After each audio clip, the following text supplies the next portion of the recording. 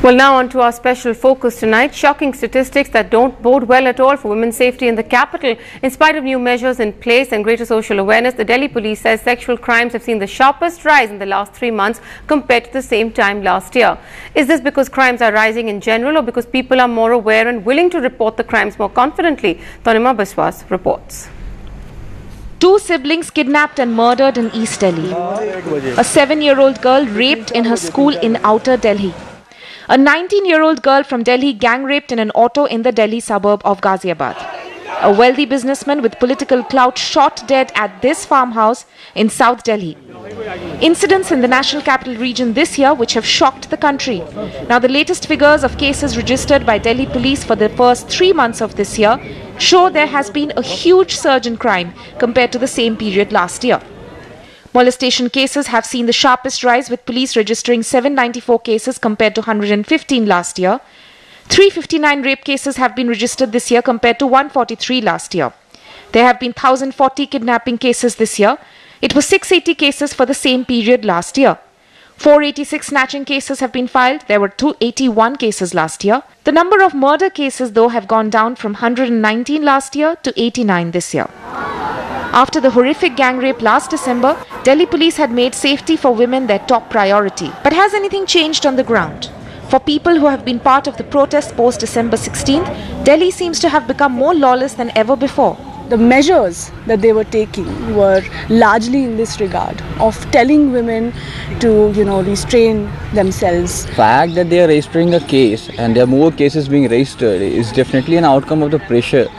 Delhi police, though, says that they are mostly registering cases which are complaints related to women, and that if the trend continues this way, it would actually be grounds for them to recruit more men and ask for more operational support to tackle the situation. बड़ी चिंता ये है कि दिल्ली की मुख्यमंत्री ने आम जनता को टेंस कर दिया है, जी तनाव में ला दिया है, ये कहकर कि उनकी बेटी भी दिल्ली के अंदर सुरक्षित नहीं है। तो उनको चाहिए अखबार में बयान ना देकर वो अपनी कांग्रेस की केंद्र सरकार के पास जाकर जो एक्शन करना है उसको उठाए। Senior police officials claim that of late there's been a shift in their thinking and now they encourage all police stations to file as many cases as possible. Though it adds pressure to the existing system, they say their only concern would be if these cases are not worked out. Though for the people in Delhi, there's been no major relief as far as the law and order situation is concerned after 16th of December. With camera person Dhanpal and Siddharth Pandey in New Delhi, Tanima Biswas for NDTV. Well, joining me to take this discussion further in the studio, the senior Supreme Court lawyer Vrinda Grover, an activist who was also part of the Delhi Rising campaign, Shruti Singh, and the Joint Commissioner of Police for Delhi, Tajender Luthra. Mr. Luthra, let's go across to you first. The statistics are what have been released by the Delhi police. They're not something that instill a lot of confidence in the citizens of the city.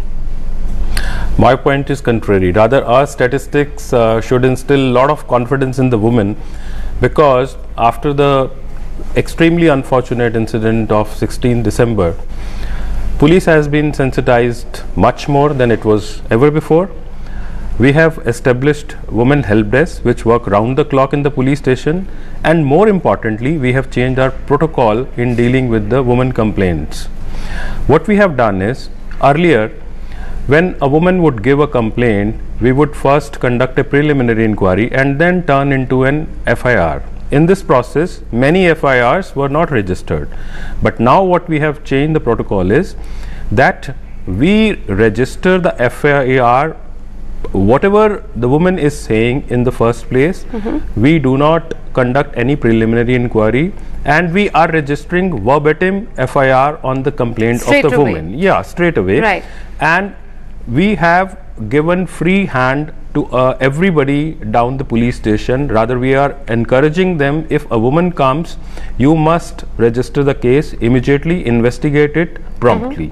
This is the reason we are seeing this big number which we are talking about. Right. But I must also tell you that this trend is a healthy trend. We should not be afraid of this trend, because free registration in police station ensures 3 things. Right. First is transparency, second accountability, and third is delivery of service. Right. Okay, a fair point. That's what we are saying the Delhi police has been talking about as well, that this is actually a good thing. It should be looked upon positively. But Vrinda Grover, you tell me, do you agree with this view that the Delhi police is giving? Because the numbers seem alarming. Yeah, I think there is much more at play over here, and I think we'll need to reckon with that also. All of it is not what the Delhi police is saying. I think there's a lot of accuracy in what Mr. Luthra is also saying.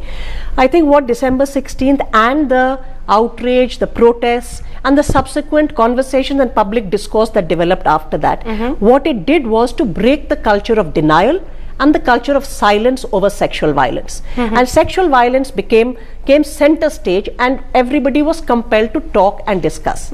As well as state agencies were compelled to change track, as Delhi police is saying it has done. Right. That has led to many things. Not only change of protocol, we still need to see how that will play itself out over a long term. It has also led to perhaps women standing up and saying, this is wrong what is happening with me. I'm not going to tolerate this molestation. So the women's movement, when it's articulated aspects of bodily integrity, of autonomy, of agency, of control over one's body, I think we are also seeing women coming out and saying, I am not going to accept this conduct. I also want to add here a completely different dimension which we need to be very, very wary, and the police particularly needs to take note of. Right. There is also a backlash and a rise in crime that is taking place. This is not just reporting. The kind of figures that we are seeing, I mean, either we are seeing that there was absolutely no FIR being recorded. I don't think that that's the Delhi police's case presently. There is also perhaps a backlash of violence that women are facing. So what is the preparedness as a result of the kind of awareness this issue that is coming being created center stage, and women asserting their autonomy and women asserting their rights? Right. And what is the preparedness of the state against that? I would like to know. Right. Shruti, you're nodding your head in agreement. Do you feel that there is a backlash given the fact that on the one hand there is all this awareness, there are laws that are being changed, the police is becoming more proactive, and yet there is this spectre of violence that seems to possibly have become larger than it was? It is very alarming. The figures speak for themselves. I think I do agree with Mr. Luthra, and I do agree with Ms. Grover. And yes, it could be because FIRs are getting registered, but I think it's also because it's a fight between male dominance and women dominance. And when women are coming out in numbers and speaking about, we won't take this anymore, and that's when you see a lot of male dominance also saying that, the crimes can take place. But I think you can talk about people, getting enraged and stuff like that, but it's also because the flaws in our system, whether it's registration of FIRs or whether it's getting redirected to the right department, which would take care, or the judiciary, you can put fast track courts, but what will happen to the other cases, because you don't have systems which can cater to the fast track courts. So I'm more worried about what would happen to these numbers. That's a good point, Mr. Luthra. This is also part of a process, police and legal process. When somebody goes to a police station with a complaint, you are saying now we don't ask any questions, we register the FIR. What kind of pressure does that put on the police and to then follow up on those FIRs with the investigative process? This is a very pertinent question, because when we are registering more and more FIRs, we need more investigators, we need more buildings, we need more resources, we need more manpower, we need more vehicles. So definitely, but let me tell you that free registration is the only way to assess how many resources you need. It can indicate you what should be the management of your resources. Unless we register all the FIRs, we would never be able to know whether we need 100 policemen or 150. We would never be able to know whether we need 100 PCR vans or 150. So therefore, free registration is highly essential. Right, but Ms. Grover, actually this is turning out to be a kind of chicken and egg kind of syndrome, because the police will say, fine, we're registering the cases, we have no manpower to work on them. Then there is another aspect. I'm not saying that. No. Please don't misunderstand. No, I don't mean to misunderstand. The fact that it is a pressure. The process has started. Right. It will indicate us how many resources we need, and we'll strive to you will try and get those resources. Okay, I think that's only one strand of what these figures should actually be throwing out the alarm bells for. The other strands are, as was pointed out, what is the investigation about? There has been enough conversation and more in this country that there is an institutional bias against women. That is why the FIR was not getting registered. Is the investigation now going to be professional, or is it still going to be Can a 35-year-old woman be raped? And is that what is going to, where are the new protocols of investigation?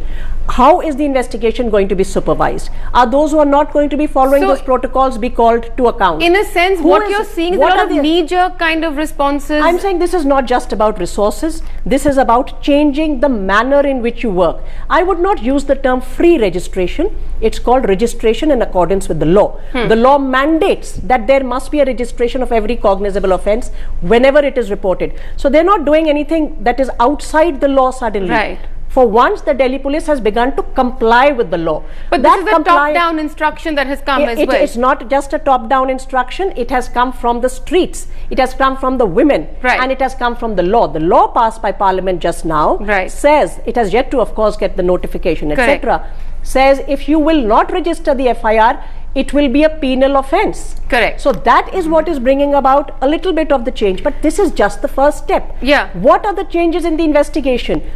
What I'm saying is, you broke the culture of silence. We broke the culture of silence and the culture of denial. The culture of misogyny, which we are seeing at full play in all our institutions. And the culture of impunity.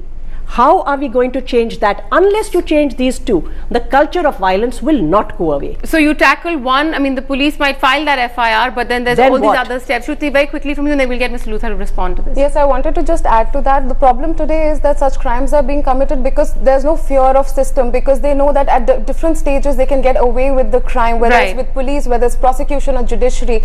So if there are changes which are happening, I think not only police reforms, we need to talk about judicial reforms, and we need to talk about things which can take this whole gamut, which is where the pressure is arising. Mr. Luthra, these are very valid points and valid concerns. The police is registering the FIR, but there are other steps and other processes.